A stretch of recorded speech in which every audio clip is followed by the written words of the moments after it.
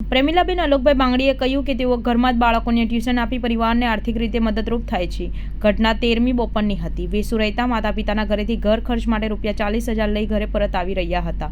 બેગમાં પૈસા અને મોબાઈલ ગાયબ થયા હતા. આ જોઈ હોંશ ઉડી ગયા હતા.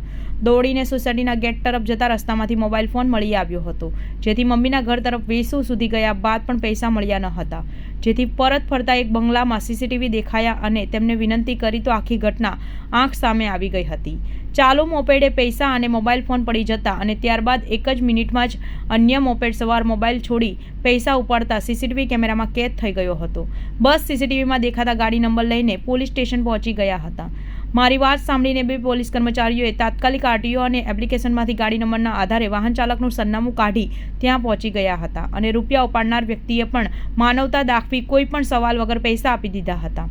ખટોદરા પોલીસ કર્મચારી જયરાજસિંહ વાઘેલાએ મહિલા બંનેની ફરિયાદ સાંભળી થોડું અઘરું લાગતું હતું. જોકે સીસીટીવી જોયા બાદ પૈસા ઉપાડનાર વ્યક્તિનો વાહન નંબર મળી ગયો હતો. બાદ કેસનો નિકાલ કરવામાં ખૂબ જ સરળતા થઈ ગઈ હતી. રજિસ્ટ્રેશન નંબરના આધારે વાહન ચાલકનું સરનામું કાઢી તાત્કાલિક ઘરે દોડી જતા માત્ર રજૂઆત જ કરવી પડી એટલે સામાવાળાએ પણ માનવતા દાખવી પૈસા એમની પાસે જ છે આલ્યો એમ કહીને દઈ દીધા હતા. આનંદની વાત એ છે કે 1 કલાકમાં જ કેસનો નિકાલ કરી દીધો હતો. બીજી ખુશીની વાત એ છે કે પૈસા શિક્ષિકા બહેનના હતા, મહેનતા હતા, ઘર ખર્ચના હતા. આવા કાર્ય કરવાથી મન અને હૃદય બંને ખુશ થાય છે. આખું પરિવાર આભાર વ્યક્ત કરતું હતું. બસ આ જ અમારા કામનું સર્ટિફિકેટ કહી શકાય.